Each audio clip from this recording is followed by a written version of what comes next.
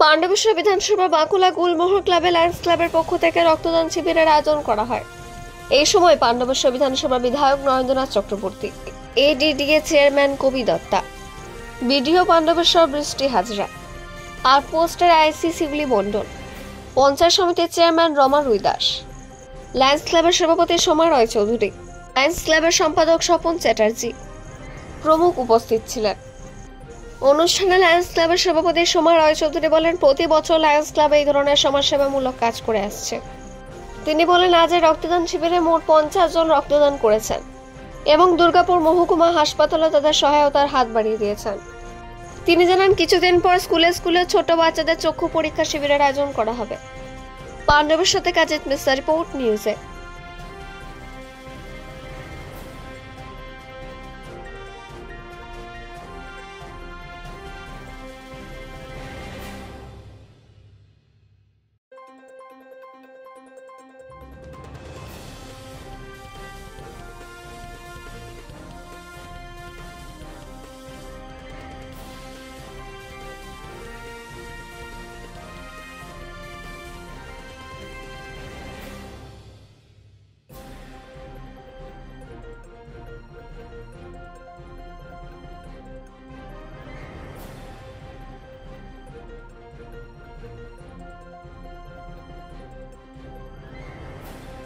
মহানদার আর আজকের এই লায়ন্স ক্লাবের মাধ্যমে যে মানব জাতিকে যে সেবা করব সেই উদ্দেশ্য নিয়ে নেমেছি। আজকে মানুষের এই উপস্থিতি, এইভাবে সকল ধর্ম সমন্বয়ে যেভাবে মানুষ দাঁড়িয়ে আছে যে আজকে রক্ত দেবো, সেটা দেখে আমরা আপ্লুত আনন্দিত যে লায়ন্স ক্লাবের সাথে আমাদের সমস্ত সামাজিক যারা দায়বদ্ধতার সাথে জড়িত এমনি মানুষ সবাই কিন্তু আজকে হাত বাড়িয়ে দিয়েছে আমাদের সাথে। সারা বছর আমাদের বিনামূল্যে চক্ষু পরীক্ষা এবং তাদের চক্ষু ছানি অপারেশন হয়ে থাকে। আর প্রতি সপ্তাহে উইকলি ডায়াবেটিক ক্যাম্প হয়। সেই ক্যাম্পে আমাদের সম্মানীয় ডাক্তার পল্লব আচার্য স্যার বসেন। আর আমাদের দুর্গাপুর লায়ন্স ক্লাব যেটা প্রান্তিকায় আছে, ওনাদের বিশিষ্ট যারা ডাক্তার আছে তারা এসে আমাদের পাণ্ডবেশ্বরের আমাদের উফরা লায়ন্স ক্লাবকে সম্পূর্ণ সহযোগিতা করে এবং পুরো ট্রিটমেন্ট, চশমা সব বিনামূল্যে।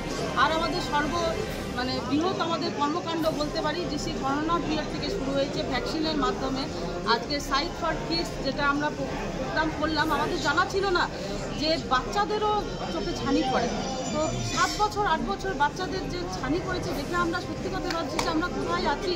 এখনও আমাদের যে এত ভিটামিনের অভাব বাচ্চাদের, তো আমাদের দেখে খুব দুঃখ পেয়েছি। তো আমরা একটা উদ্যোগ নিয়েছি যে প্রতিটা স্কুলে আমরা যাব, লায়ন্স পরিবার আমাদের উখরা গ্রেটার তাদের সাথে সহযোগিতা করে আমরা এই ভিটামিনের অভাব বা তাদের চোখের যে ডেফিসিটটা ভুগছে সেই জায়গাটা যেন আমরা দূরীকরণ করতে পারি।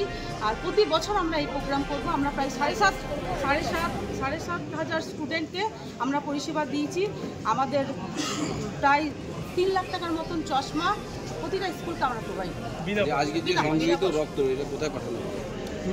দুর্গাপুর মহকুমা হসপিটালে পাঠানো হবে। আর আমরা মনে করি যে জেলা হসপিটাল আসানসোলি মহকুমা হোক আর দুর্গাপুর জেলা হসপিটাল হোক, সেখানে কিন্তু আমাদের মধ্যবিত্ত পরিবারের মানুষরাই গিয়ে থাকে যে রক্তের যে অভাব, যে দূরীকরণ, যে একটা মানুষকে যে প্রাণ দান করে। তো